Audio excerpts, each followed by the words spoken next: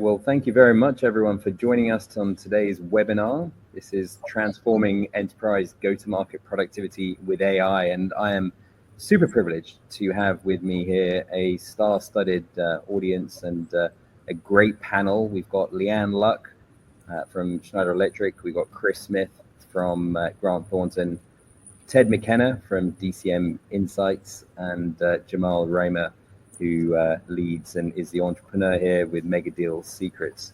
I'm going to do a quick intro with get their bios out so you get to know them a little bit better.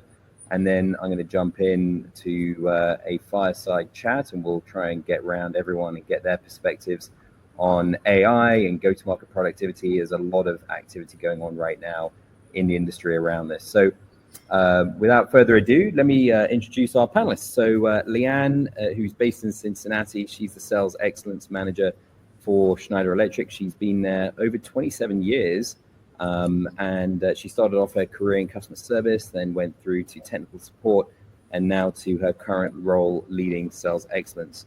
LeeAnn specializes in sales enablement, project transformation, employee development, and she brings a passion for excellence and growth to her role, which is key in executing Schneider Electric's strategic priorities, which are around expanding market share, enhancing energy efficiency, and leveraging digital solutions for sustainability. She's also a huge advocate for career development and retention for women in the workforce. Chris from Grant Thornton, he's the Chief Strategy Officer and a member of the Executive Committee. He shapes enterprise strategy and advises firm leaders on adapting to market shifts. In addition to strategy, Chris also leads the sales and marketing organization and is a key executive responsible for defining and deploying AI capabilities across the enterprise. Chris is an entrepreneur, multiple entrepreneur, and he founded a boutique strategy firm before selling it to Grant Thornton 9 years ago. And he's been published in a number of top outlets like HBR and the Wall Street Journal. Chris has over 25 years of management consulting experience, advises some of the largest, most successful companies in the world.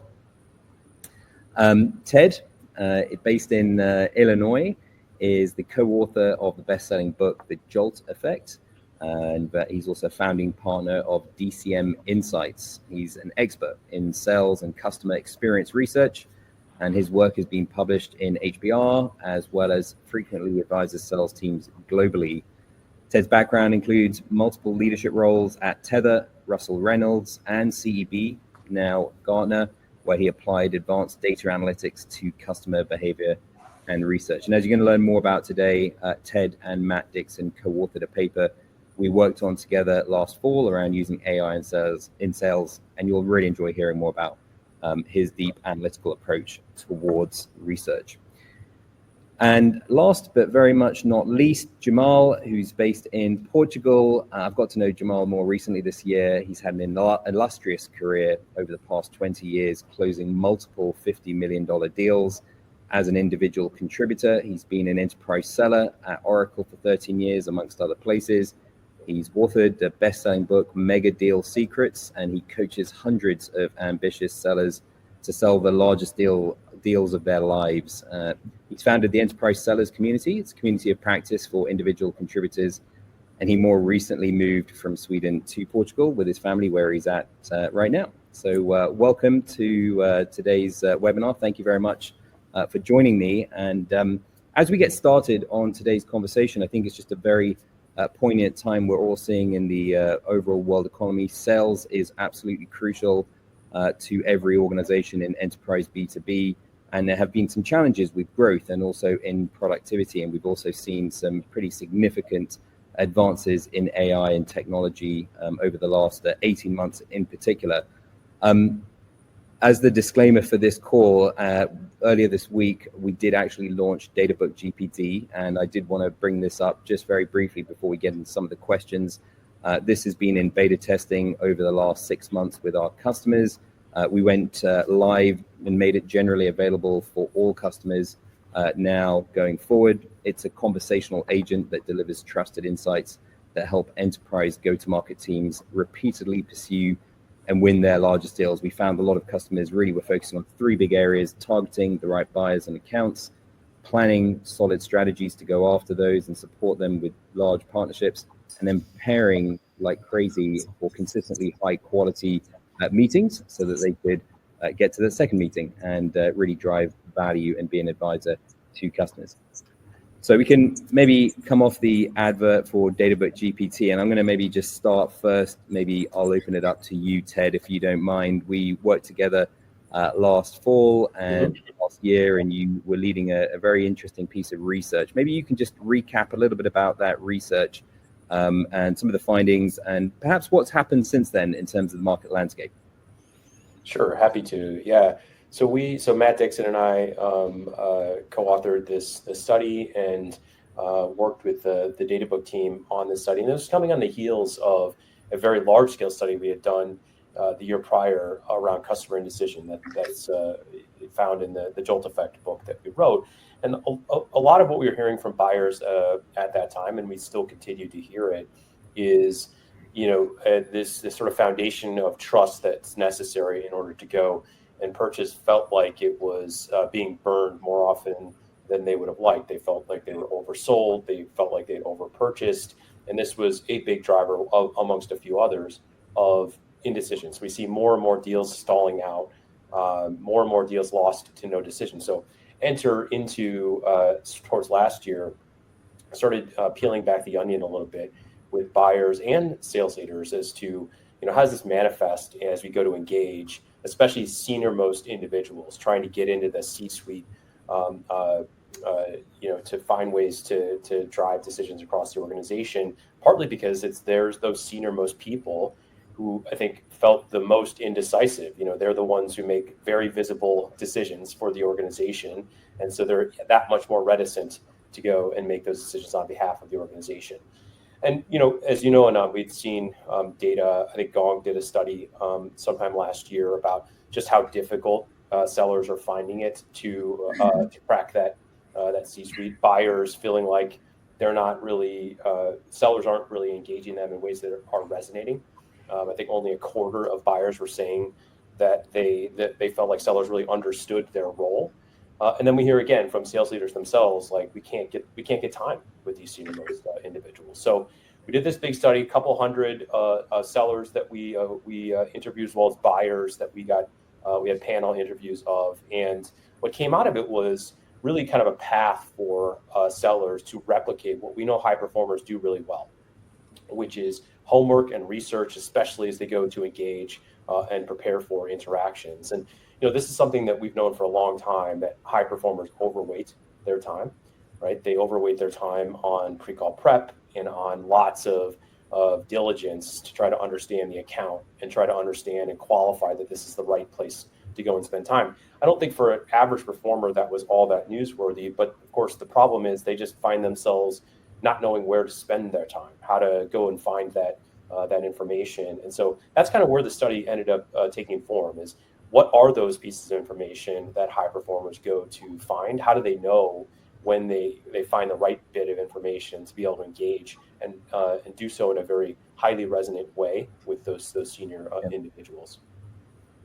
That's fantastic, Ted. And actually, that's an amazing segue into Jamal. Jamal, you are the practitioner here. You've been selling these mega deals over your career. I think Chris, LeeAnn, myself, if we could employ these mega deal agents into our organizations, we would want to do that all the time. I'm sure a lot of listeners out there, whether they're individual contributors or sales leaders, would love to do the same. Just building on what Ted was saying there around perhaps some of that time prioritization and any other aspects, what have you seen as being some of the biggest challenges for sellers in order to make that step through change from being sort of active and sort of being able to make quota or underachieving towards massively blowing it out and doing those big, large enterprise partnerships? I mean, there's several things. There's a lot of wind in the face of the sellers on the street in the field right now. One is that there's a lot of, because there's a lot of fear in the market right now with the downturn, there's a return to what management knows, whether it works or not. And that is just do more activity. And so do more sequences and try to get more meetings, and sales is a numbers game. And although there's certainly an element of that, it's cranked way up, right past 11 right now.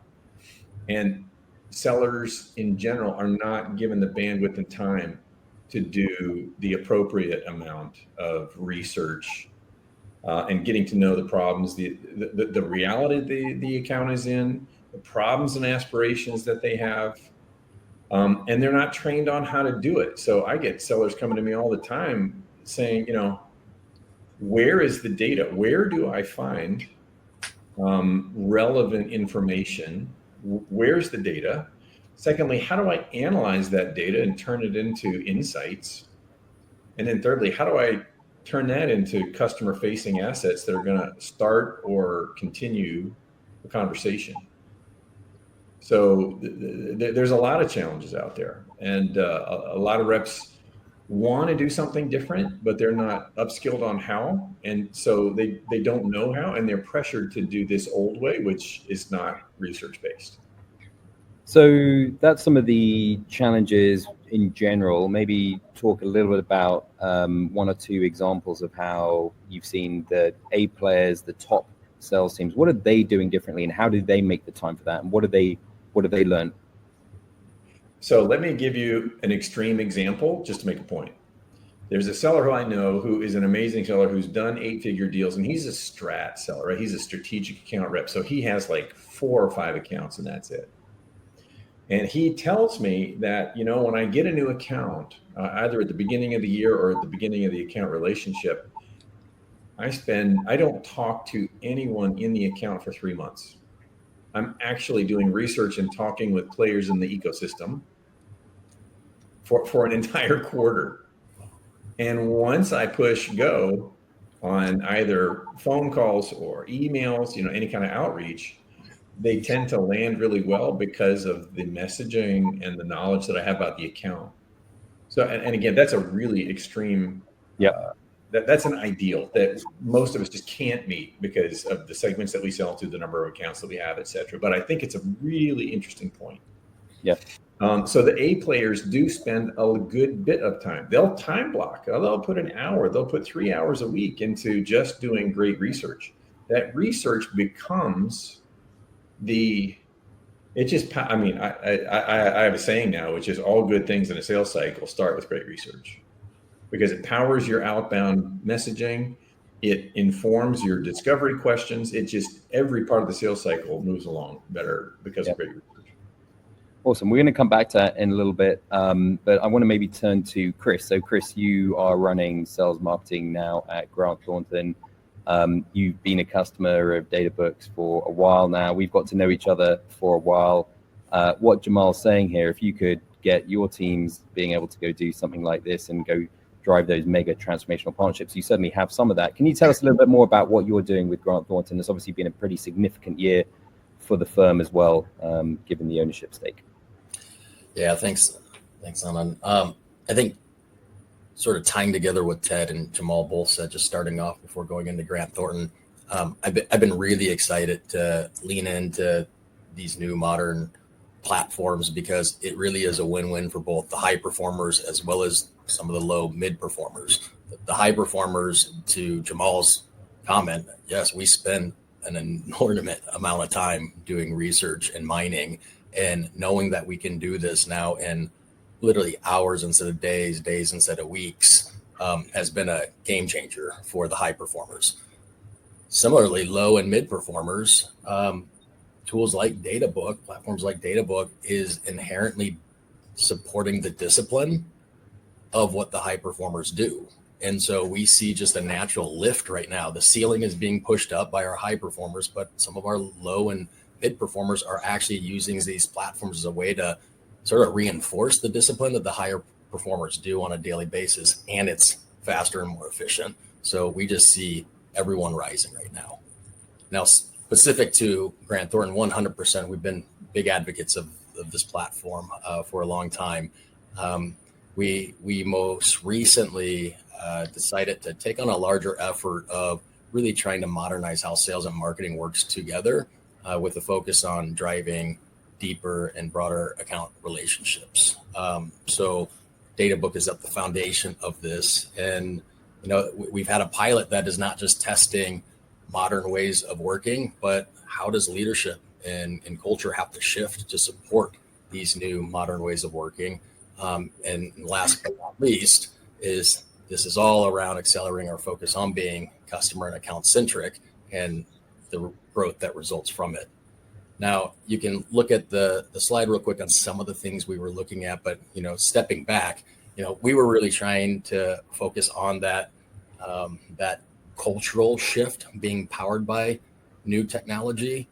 We are very focused on measuring in this pilot things that you would expect: account expansion, both in terms of depth and breadth of new and existing relationships. We're really focused on the cross-sell and trying to understand, is there any nuances as we are able to use platforms and do marketing different? Are there any nuances on getting a client or a customer that may have a single solution relationship with us to a second and third solution versus a client that has 3+ solutions with us and getting them to 4, 5, 6? We're absolutely measuring, and we love this about Databook, the usage. The usage engagement relationship for our sellers. That is definitely a key measurement. And then, all the other seller productivity metrics, we're doing a lot around efficiency and quality. If it's time to create account plans, time to do research, the quality of the research, all of that are measurements. So I'll pause there. Yeah. We are seeing some early trends, but I'll pause there. Yeah. Well, maybe what I'll do is I'll go to LeeAnn. Let's make sure we get all our panelists talking, and I'll come back to you, Chris, if that's okay. So, LeeAnn, you've been a practitioner and using these types of tooling for quite a while now, and I think you've been getting some particularly interesting results and promising results. And I'd love to maybe just turn it over to you to share a little bit more about your experiences with the team at Schneider. Yeah, absolutely. Thank you. And the prior panelists set me up really well, talking about some of the challenges that we face and in that strategy. One of the exciting things when it comes to like productivity and taking all the amount of research that they just described that you need to do. You need to go into these conversations knowing the customer challenges. That took a lot of time. And the Databook platform in general, right? The executive briefings, the executive POVs, the platform, that reduced the amount of time that it took to get to that information already, right? And now with the GPT tool, this is what I'm super excited about. It's even cut that time down. So I've got a couple examples here I want to show you, and just some aha. LeeAnn, just sorry to interrupt you. I'm not sure if it's just me, but your video may have frozen. I don't suppose you can maybe stop the camera, maybe restart it. Hopefully we can get, because I can hear the audio, I just can't see the lips moving. Sure, yeah, I'll stop it. Thank Start you. it again. All right, how's that? You see me moving around yet? I think that's better now. And then still a little bit shaky. Maybe you were going to share your screen as well. Maybe we'll get the audio with the screen share, and then maybe the video will come back. Okay, I'm showing my screen sharing. We have Sarah. Pop it in there. How about now? Not coming up just yet. So whilst that's screen sharing, maybe whilst we're waiting for the screen sharing to come back up, maybe you could talk us through a little bit around some of the things that you've been seeing. And I think we may even have potentially some, something's popping in here. We may have some backup slides as well, potentially, to showcase this. Always, whenever you're doing a live webinar or a demo, these kind of technical glitches happen. But maybe you were starting to talk about some of the practical experiences that you were going through. Yes, for sure. So, we first started putting information into GPT tools and see what we would get back. I remember thinking, okay, well, what do you put in here? Like, what am I asking it to get back? And now I feel like I use it for everything. So hopefully you can see my screen now. It's sharing there a use case. One of the more heavy uses we use it for is for briefings and preparatory meetings. Sorry, I'm just looking at the chat here. You all cannot see mine. Let me just stop sharing again. Yep. And then present again. Sarah had it up, so I know it was sharing. I can't see your lips moving now, which is great. So hopefully we've got okay. Progress. There we go. Give that one more go. How about now? There we go. All running now. Perfect. Thank you. Excellent. Okay. All right. And so this first example that I have up here It is a little bit more for a meeting prep. So just putting in some general, hey, I'm prepping for a meeting with this company, executive leadership. What do I need to know? Tell me what I need to know. So just a very general question. And it already knows who I am, which is exciting. So it starts giving me all this information about business strategy, industry trends. So all of these things that we could have found before, but taking so much time to do it, right? And this summarizes it so nice. I love these significant developments. It tells us some recent information, which is a huge gap that you'd see with maybe some other GPT tools, right? That they weren't as relevant or as recent. So that has been spectacular to have just this like real time, right? And also, you talk about quality of the work that you're doing. It's important to just trust the information you're getting back, right? And I love that you can see references here. So you can see here, I can pop up on the screen, hey, where's this coming from? Or what, you give me a specific quote, right? That you get to that summarization, which has been really nice. And what I like, and even down here at the bottom, I'm just going to scroll down a little bit quickly because I know we want to get through a few of them here, but these discovery questions have been huge, right? And then down here, you can see all of the citations. So, and as great as the discovery questions are, what you'll see here on this next example. So I take this example. This is just a very general, hey, I'm meeting with executives at this company, and here's some information. But you start getting more specific, the more, put a little bit more specific information in, right? So here I go, okay, now I'm meeting, not just with general executives, I'm meeting with the CEO. You'll see how it becomes tailored responses, right? Specific to that persona and that buying group, which is phenomenal. So now I've got more information about Robert here that I might be meeting with, also known as Bob. That's good information in here, right? When you're going into meeting and introductions, again, you've got your business strategies and industry trends. One of the things that I've found super helpful in here is like I said, especially when it comes to like relevancy and timing, you've got executive changes here, right? So when there's changes in leadership, that becomes very significant to our sales teams and like who they've been working with. And strategies often change with companies when they turn over executives. So, and then again, you get down here to the discovery questions. And now these questions are just very specific for the persona that I've put in. So I love how it takes, that relevant information, it's pairing it up with what is known about Schneider Electric and our offer, and really informing our talk track and how we can talk and specifically about our solution, but how it's meeting the challenges and demonstrate that we know the challenges of this customer. And this is the meeting preparation examples. I think you also maybe had one more example, which was a bit more detailed once you're getting into an engagement strategy or something else. Yeah, so if I'll pop over just to an engagement strategy. So kind of similar things here, but just ask for, hey, give me an engagement strategy. It'll lay out some of the very same specific key points here.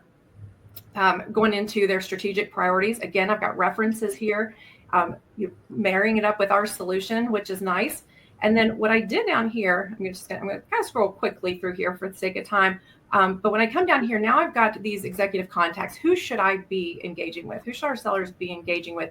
And I can even dive into that a little bit further. So now I'm asking it, okay, now how do I position the solution specifically with William, who is in finance, right? So now again, back to the personas, it's going to get even deeper into it and be very specific to the financial metrics and the priorities and how that is important to William in that conversation.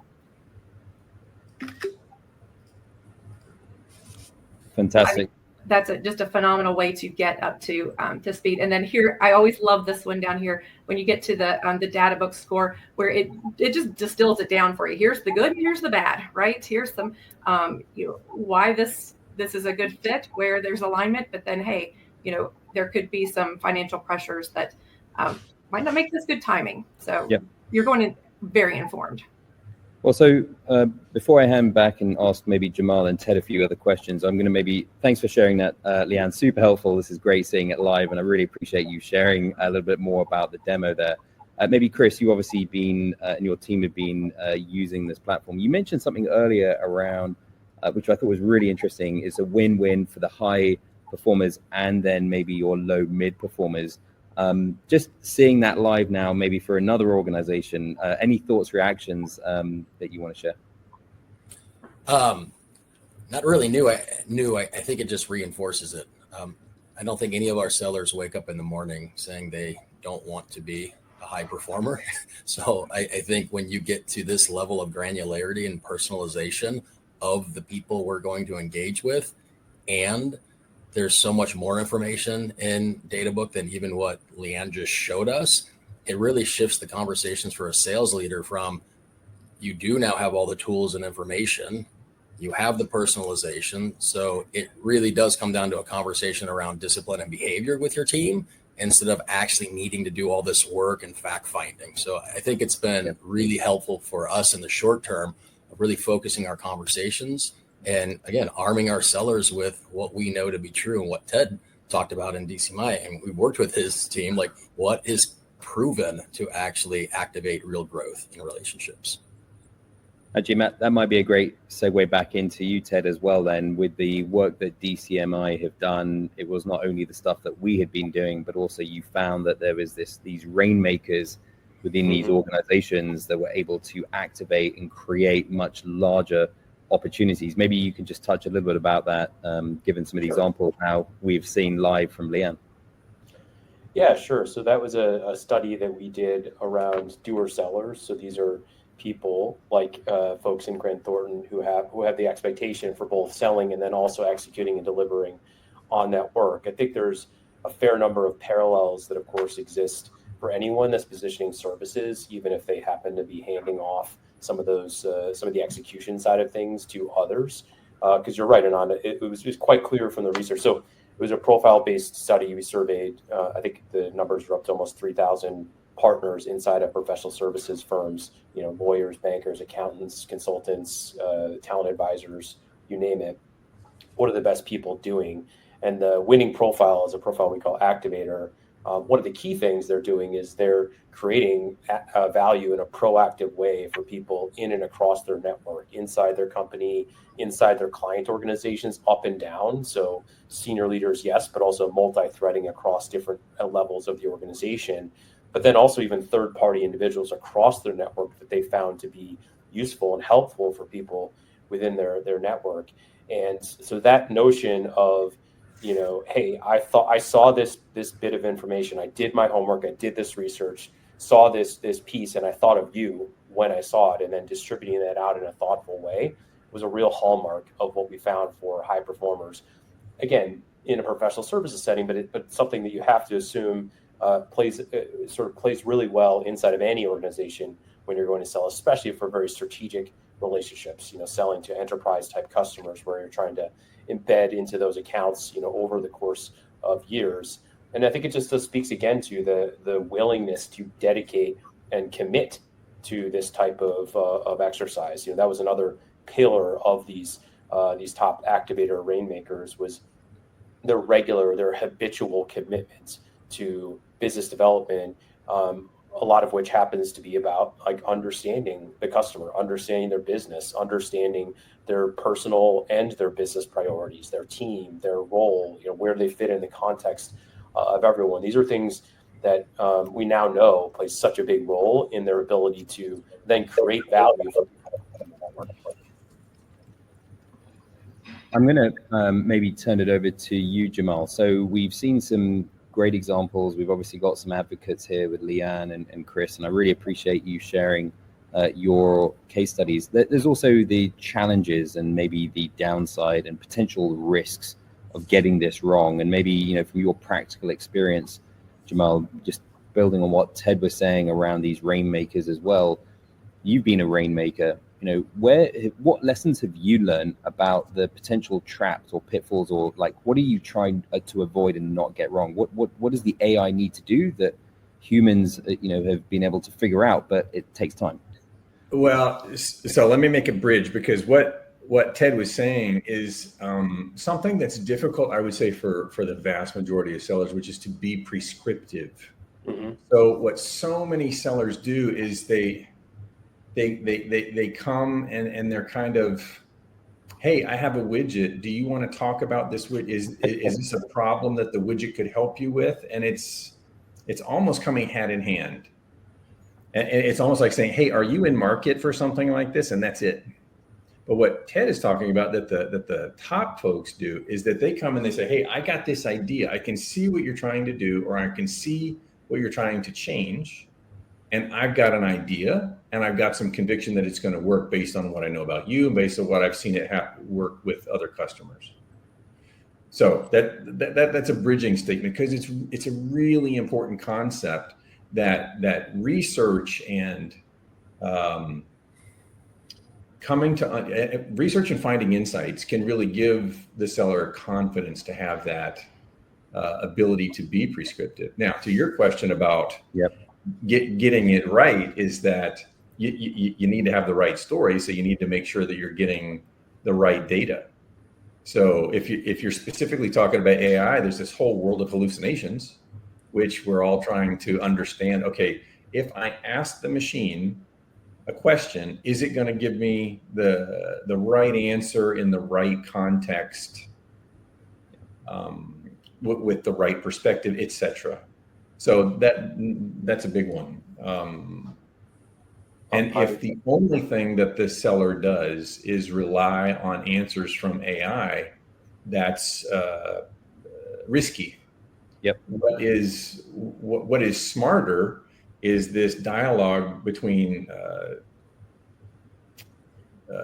querying a machine and confirming with the customer. And not when you're prescriptive, you got to also be prepared. And half of the preparation is research. The other half is great discovery. So when you do both of them together, you can go in with a premise that's really compelling.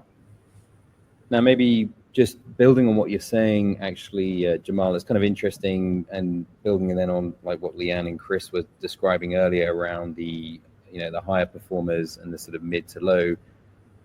We've been beta testing DatabookGPT over the last 6 months, and we've seen some really interesting results around users who come in and how they are working with the machine, with the AI, to get better, faster, more productive.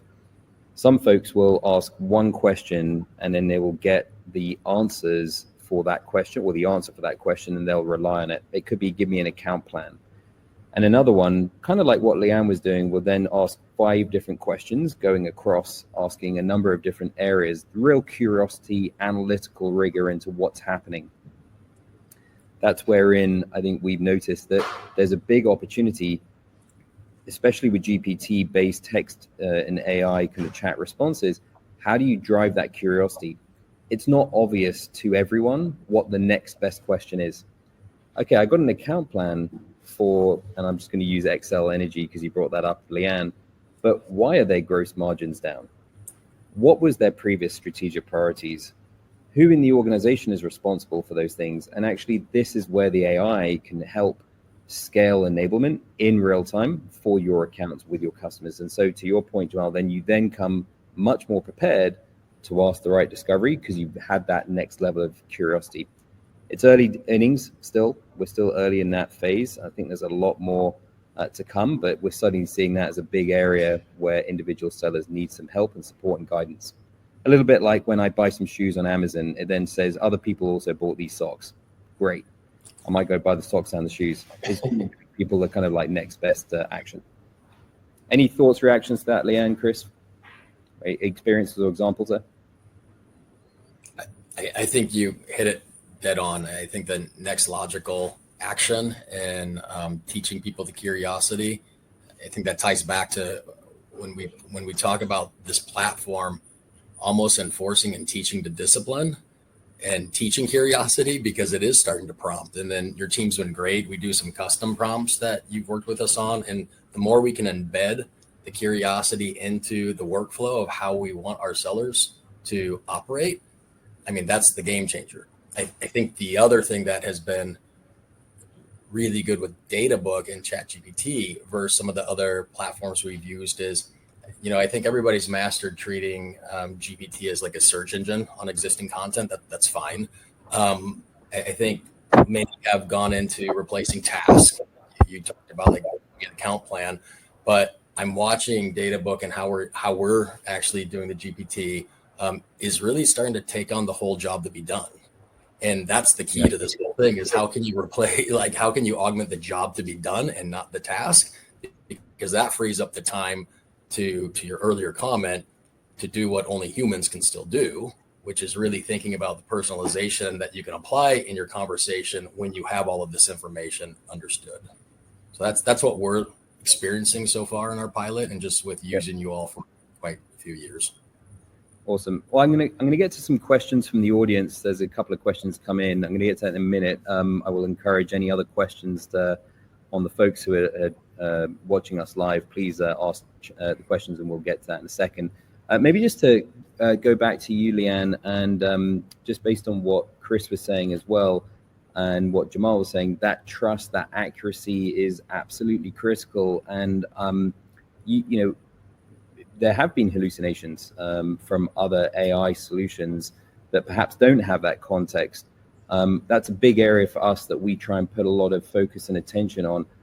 You've obviously done some testing, both with DatabookGPT and other platforms and tools. What have you found to be the most critical elements? What have you found to be super important here? I think from a trust perspective, the really important thing that I'm seeing is are those references, those citations, right? So I know where it's coming from. You're right. It's not. You're going to have those hallucinations because it's not just going out to a blank, or going straight out to the web, and whatever it can come back with, right? It's very specific resources, trusted resources that you all have put so much time into to validating. I'm not going to say I didn't validate, or don't validate. I mean, there's been plenty of times where, in the beginning too, right? I'm like, okay, I'm going to go look for this. And I'm like, yeah, it's telling me what I need to know. And it's telling me, putting that into perspective of the Schneider Electric offer, right? And, I think Chris alluded to this too, like, some of the things that it comes back with, I might not have asked that. It gives it to me because it's relevant, right? And it might not have been something I was asking in the past or would have thought to ask. And oh, okay, now I see where that comes into play in this discussion. So, I feel like the more it's coming back with very relevant, very real time, data from trusted sources, just the better I feel about using the data and trusting it. Yep. And then one other thing, I think you may have done a little bit of a study or an analysis around your team. Chris mentioned there around task automation and getting sellers focused on the highest value tasks. I'm assuming that's going to be a lot around spending time with customers. What kind of time savings have you been seeing in terms of productivity improvements so far? Oh, goodness. Depending on the task, right? But, you go back to account planning and some of that meeting prep and the research, that used to go to, looking at 10Ks and, many different resources, big time savings, even just with looking at the platform, right? So, you could look at, 45 minutes to an hour, you're shaving off of, some of these big tasks around, data gathering, for account planning, for meeting prep, right? I find myself now very much on the, being able to on the fly when, my managers, ask me for some information on a company, let me just put that in. And, within minutes where, before it might have taken me 30, 40 minutes to, look at a few different sources, put some things together. I'm now kind of getting it all at once. In addition to things like, it's just some creative things, right? So, I have an example where we have got a booth at a conference and we're sending out invites, right? And so, like I said, I've gone to kind of asking it, all kinds of things, just see what it gives me back, right? And just gave me just some great suggestions on here's what to put in the invite, here's how to word this, subject lines, some different options, and things to focus on. So I think even putting those kind of tasks, not only is it increasing the quality, but it's decreasing the amount of time it takes to do, some of those things, however simple. So big time savings for sure. Fantastic. And so I'm going to answer one question that came up in the panel, and then I'm going to ask Ted a follow-up question that came in. So there was a question just in terms of, does DatabookGPT give any recommendations based on my firm's strategy, even directionally? Thanks for asking the question, Shilpi. Yes, it absolutely does. So we didn't quite get into all of the examples that LeeAnn had. But yeah, in terms of what the organizational solutions are and the use cases, depending on what's happening with the target customer, it will give recommendations on what would be recommended solutions, use cases, and the best way to approach those, as well as the best people and some of the key talking points to get the team Audible ready. I'm going to pose a question for you, Ted. It's come in from Mitch. He's asking about how you see AI being used as a tool to help sellers overcome the kind of indecision that you described in the Jolt effect. Yeah. So happy to take that question. And I think it kind of builds a little bit on Jamal's point earlier about willingness to be more prescriptive with the customer. Because I think that notion of wanting to give a recommendation for most people, I mean, we work with lots of sellers, lots of sales teams, and it's something that is not like the most newsworthy thing in the world, make a recommendation to a customer, but we've seen lots of data, in fact, that doesn't happen all that often. And the reason for it is because most sellers' first instinct is to be overly deferential. Far be it from me, Mr. or Mrs. Customer, to tell you what to do about your business. You tell me more about what's going on. And in the context of indecision, there's three big fears, and I think this conversation applies to at least two of them. So the first big fear that buyers have about messing up that lands them in indecision land, if you will, is about there's too many options, too many choices. And in those situations, firm and personal recommendation makes a very big difference for that buyer. It feels like you're sharing in that choice or willing to share in that choice, or even shifting some of the potential blame that if they were to go down the wrong path, which implementation path to go down, which package to choose, which user base to start with, and what have you, then some of that blame kind of shifts from them over to you in that recommendation. And the research that you're doing about their business, about the market that they're in, and the context of their organization, the intent of their CEOs and board strategy, all makes a huge difference in your willingness and ability to make a very precise recommendation on that front. And then the other thing, the second big fear, is around limiting the expiration. And this is specifically around the buyer who's worried that they don't have access to enough information. They feel like, despite the fact that there's the internet and all sorts of data out there, that they aren't yet enough of an expert to move forward. So they spin into analysis paralysis. And that's a place where the seller really has to earn the trust of the buyer, that they've been down this path before, that they know where this road's going, that they have their best interests in mind.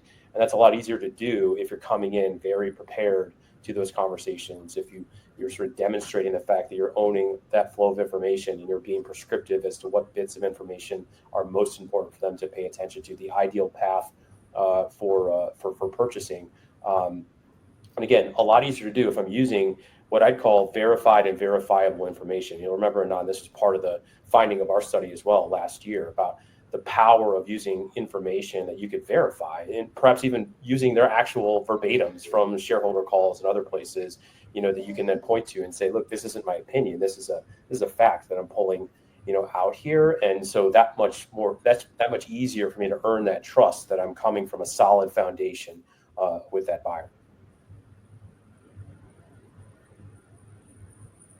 I think you just cut off at the end, but Ted, thanks for those insights there. Actually, I think Chris, I'm going to turn to you a little bit. Just in terms of like being a trusted strategic advisor, that's what most people think of when they think management consultant or strategy consultant. You're the chief strategy officer for large management consulting firms, so you have to build trusted relationships at the highest level of the organization, of the customers, when you're working with them. I'm going to move beyond AI now, just in terms of how do you build that trust when you're having that relationship and that discussion.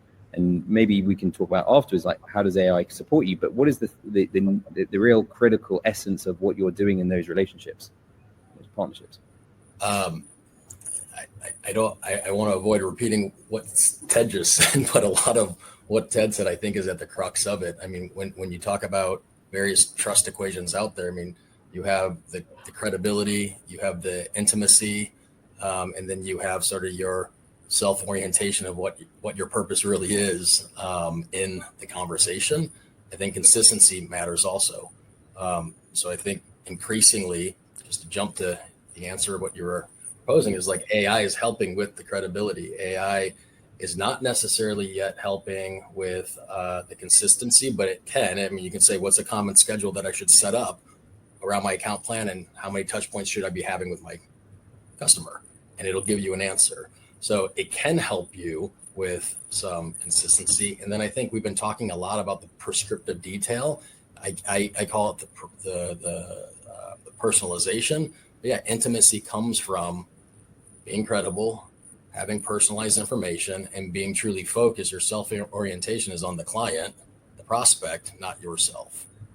So I do believe that increasingly platforms like Databook is helping with 3, if not 4 parts of the equation of trust. That's a really, really great way of describing it, Chris. And actually, as I spent many years in consulting, and then now the sort of last decade more in building a software company, I have found that there are some pretty big differences in the way in which, say, accounts are owned, and then accounts are managed, and then you build relationships with them. I'm going to turn it over to Jamal and his experiences, especially in the software world. There's a lot of account turnover year over year where accounts transition to new sellers. There's often new CSM teams. There's often perhaps a little bit of that memory lost. For the most strategic account reps, as you said, the most extreme, where they spend 3 months doing their research and really getting under the covers of the industry and the company, they can go do that. But that's not the norm here, Jamal. Could you ever see any changes maybe in the way in which software companies would address this in terms of managing those relationships for the credibility, the intimacy, the purpose, the consistency that Chris is talking about? I mean, I think getting up to speed quickly with some, with some extra power of products like Databook can certainly help. There's 2 things. There's knowledge and there's relationships. And so from a knowledge standpoint, absolutely, you can get up to speed very quickly in a way that we've never been able to before. The relationships have to be built. That's an organic reality that is going to be built over time. So you can, I don't know, you can speed the development of a relationship if the account knowledge is there, et cetera. You can also safeguard relationships. So when an account transfer takes place, a real negative experience for customers is when a new rep comes in and doesn't do the homework on the account relationship. Mm-hmm. Yeah. And so these things can be assisted either through handovers or through, using tools to help you get up to speed, et cetera. And so you don't necessarily lose momentum when you come in and say, "Hi, I'm your new rep. What's up?" And that's a real kind of negative experience for the customer. Rather, if you say, "Hey, I'm new. I've looked at all the records and I've talked with all the people and I've done all the work to get up to speed. Here's what I understand. Now we're continuing from a running start instead of from kind of a big gap in that transfer." Yeah.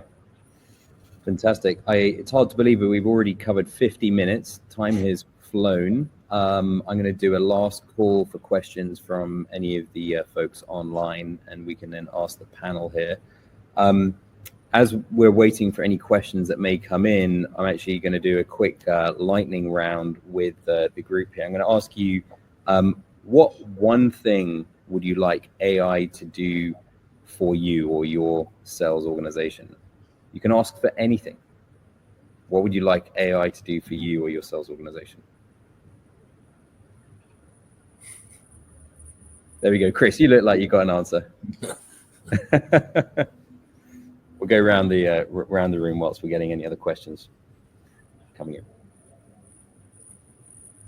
Feel free to jump in if you know what you would like. Is this in the realm of possibilities, or is this, if you had a magic genie, Do your magic genie, Ted. I mean, look, who would have thought about flying cars a few years ago, but it's happening. Well, there are some things that come to mind that probably aren't all that legal or, permissible. Like, if you could learn, with the chatter in the hallways of your customer, the types of things that they're talking about, behind closed doors. I'm not sure that that's necessarily something that would earn that trust of that buyer if you're able to do that. But I do think there's probably a whole host of, one of the big problems around stakeholder management, I think, is the fact that different people, different executives across that buyer have different priorities and different perspectives on, what's most important for us to be spending time and resources on. And so typically you have to, like, as a seller, you have to do the hard work to rely and maybe over rely on a champion or coach or somebody to go and sort of give you that insight. But then a lot of your time with those people is about extracting information. You're just asking them questions to be able to pull it from them, because this is non-public information that you can't really get, unless you go and have that conversation. If there was some agent out there, perhaps that would be useful for that champion or for that mobilizer to be able to get some of that input and synthesize it, find that common ground. I think that would be a very useful thing. Awesome. Who wants to go next? I like the CIO wiretapping example. Yeah, I would build off of Ted's. I smirked because I've spent years prior to where I'm at and where I'm at on just matchmaking. And the more AI can drive matchmaking both internally across seller types and other professionals in your organization, as well as profiling and matchmaking with buyers and their personas and their personalities. I've done a lot of work on this, and I think the future is how do you actually take all that information Ted says is out there, collect it, start creating some real nudges on this seller might be better to match with this buyer based on more than just she's a CFO. So I think matchmaking is a big part of the future.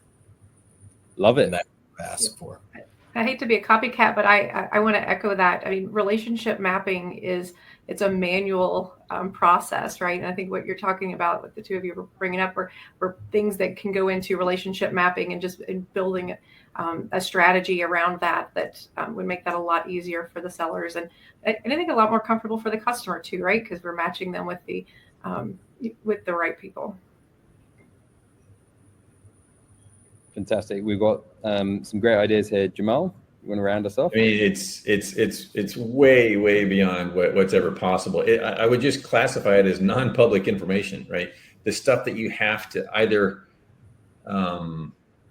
dig to get, through detective work with people, but it's sentiment, drivers, things that are not published, right? I don't think any AI is going to get to that, or at least I kind of hope not. But there's so much to a decision-making process that doesn't happen in the 10K. It doesn't happen in anywhere that's written down. It's the sentiment of the decision makers or the influencers or what have you. So I would say my wish is out of bounds. Okay, well, non-public, the CIA wiretapping, the Right. To be clear, I am not advocating for that. And the relationship mapping. I mean, I think one thing we've certainly learned in a lot of our sales pursuits is that there's often a change agent, someone who goes to break glass within the organization, really critical role in the organization, but they never have that on their role title in LinkedIn. So if there was a better way of finding that person, that's always really valuable. So we're coming to the close here. I just want to say, first of all, thank you to all of the panelists. That's a wonderful way to learn more about what you're doing in your organizations or where you're seeing the industry moving overall. I made a ton of notes here, and I really enjoyed hearing from you, Chris, around that trust quotient there, around the credibility, intimacy, purpose, and consistency, and how you do personalization for that. LeeAnn, all of the examples that you were bringing up around things around citations and building the speed and the time savings and the need for being able to get really close and helping performers, sellers at all levels of their performance. Ted, I mean, obviously you've got so much research that you can build on, and you've got so many things there, from the indecision pieces through to all of the areas around verifiable information as well, which is crucial. And Jamal, You started with the fear right now in the market, and hopefully there's a bit more hope that we can find for sellers now going forward, moving beyond just activity-based selling, but to much more of those relationships, deeper relationships. And hopefully the AI can help more folks to do that, because they're going to have some more time back. But it's a curiosity that we can spark within them. Just before we wrap now, I think there were a couple of other messages I just wanted to share. We will be having some more webinars coming up. So if there are customers or even potential customers that would like to learn more about getting started with DatabookGPT, Lucas from our product team will be hosting a webinar in a couple of weeks on September 25th. And then in a couple of weeks after that, we're going to have another webinar with a couple of other folks from Databook. Trevor, a senior client partner here who's been working with some of the largest companies in the world, as well as Jacob Zhang, mastering meeting prep, using some of those prompts that LeeAnn was showing and getting more under the covers with a few more of the click downs and drill downs into some of the key areas to focus in. So thank you, first of all, everyone, for making the time. It's been a great conversation. I'm looking forward to seeing you all thrive in what you're doing now with AI and what you're doing with your teams. For anyone else who's interested in learning more about Databook, sorry for the final advert plug. Just book a demo, go to databook.com. There's more information there. Really appreciate you all spending time with us, and looking forward to seeing the results and seeing where AI is going to take us. I think you brought in a number of good ideas there that I'm certainly going to be writing down and talking to my R&D team about. But there's a lot of stuff coming along with agents and chain of thought reasoning, and a huge amount of progress which is coming in AI that is very, very promising. So appreciate the conversation today. Thanks, everyone. Wishing you a good rest of your day, wherever you are. And thanks, LeeAnn, Chris, Ted, Jamal. Thank you. Thank you.